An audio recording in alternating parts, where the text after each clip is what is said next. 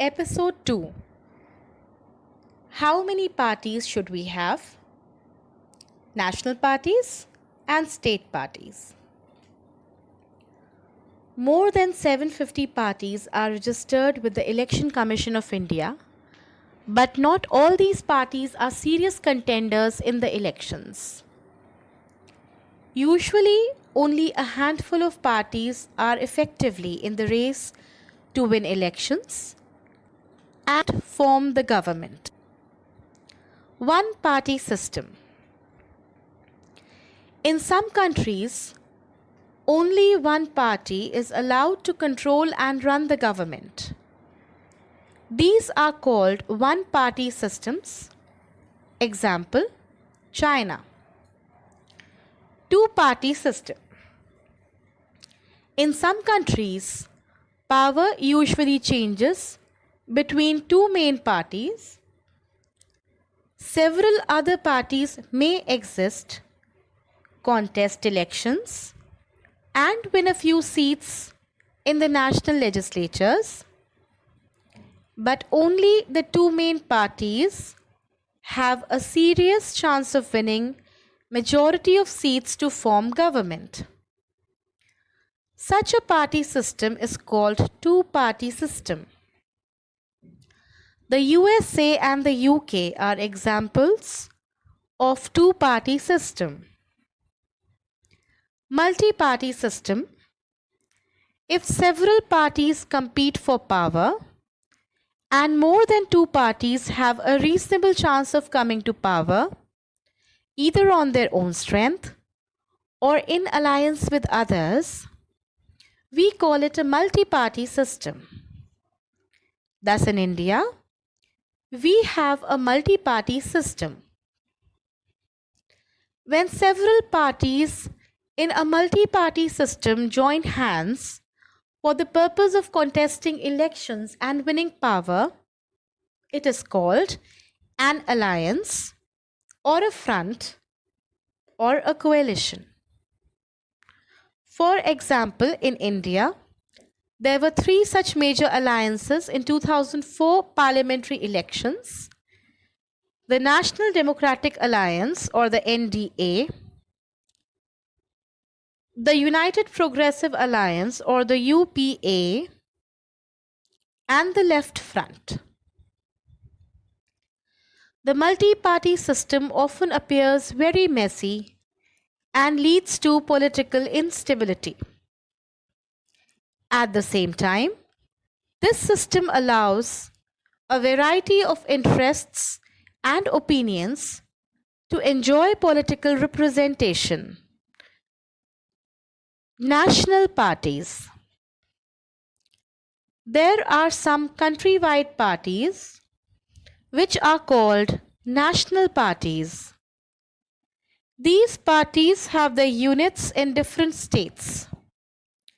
But by and large, all these units follow the same policies, programs, and strategy that is decided at the national level.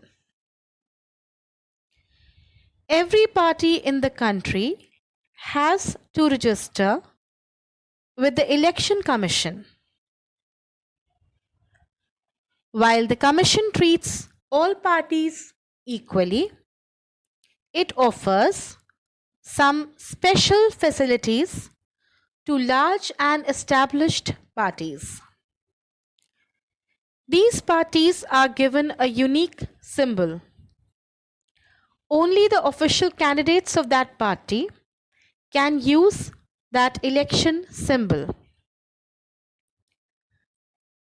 Parties that get this privilege and some other special facilities are recognized by the Election Commission for this purpose.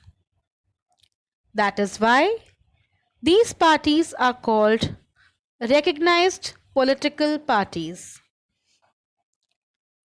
The Election Commission has laid down detailed criteria of the proportion of votes and seats that a party must get in order to be a recognized party. a party that secures at least 6% of the total votes in an election to the Legislative Assembly of a state and wins at least 2 seats is recognized as a state party.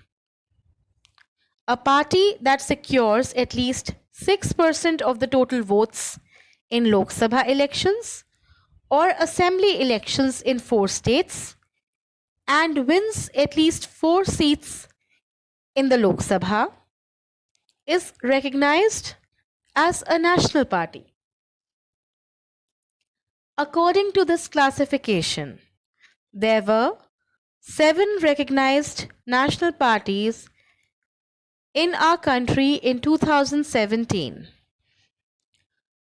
All India Trinamool Congress, AITC, Bharatiya Janata Party, BJP, Communist Party of India, CPI, Communist Party of India, Marxist, CPI-M, Bahujan Samajwadi Party, BSP,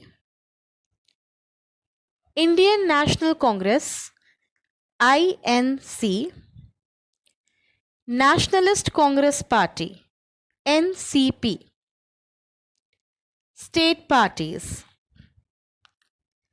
Other than these 7 parties, most of the major parties of the country are classified by the Election Commission as state parties. These are commonly referred to as regional parties. Yet, these parties need not be regional in their ideology or outlook.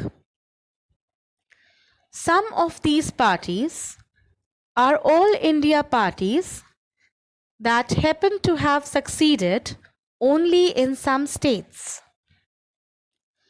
Parties like the Samajwadi Party, Samata Party, and Rashtriya Janata Dal have national level political organization with units in several states. Over the last 3 decades, the number and strength of these parties has expanded. This made the Parliament of India politically more and more diverse.